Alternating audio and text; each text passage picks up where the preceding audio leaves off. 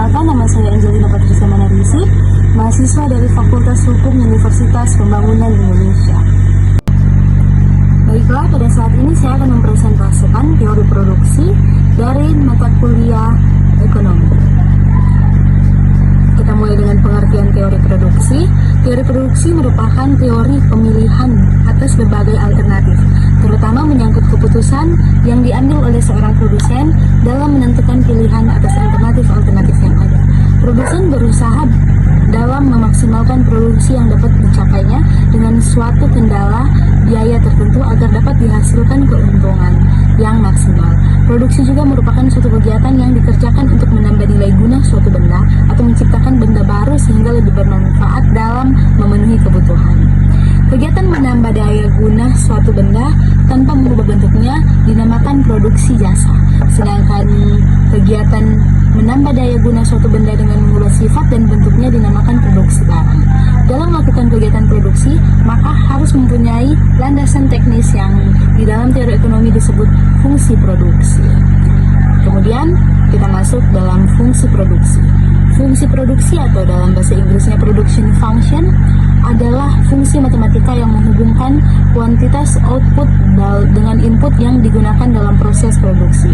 Biasanya ekonom menganggap modal dan tenaga kerja adalah salah satunya input produksi.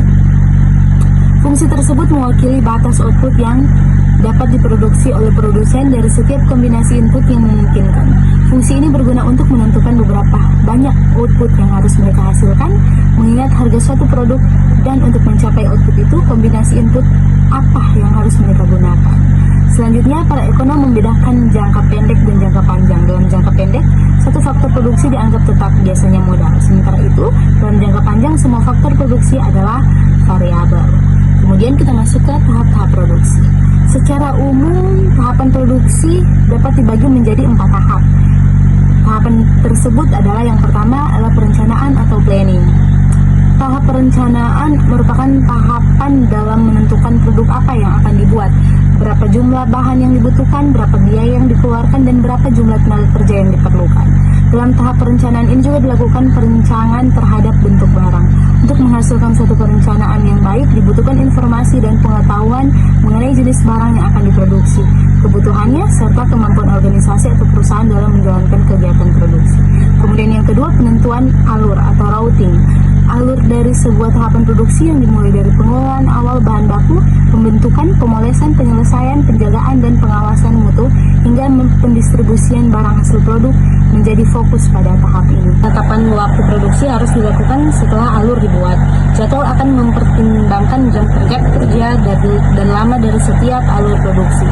Dalam tahap ini akan dibuat jadwal utama atau master schedule yang kemudian akan dibagi atau dipecah menjadi beberapa jadwal yang lebih terperinci. Yang keempat, perintah memulai produksi atau dispatching. Perintah memulai produksi merupakan suatu kegiatan untuk menentukan dan menetapkan suatu proses pemberian perintah untuk bisa memulai produksi, mengikuti jadwal produksi yang sudah ditetapkan. Hasil perencanaan dan penjadwalan akan diterapkan, seperti berapa jumlah bahan baku yang digunakan, tahapan pembuatan, hingga waktu produksi sesuai dengan hasil penjadwalan.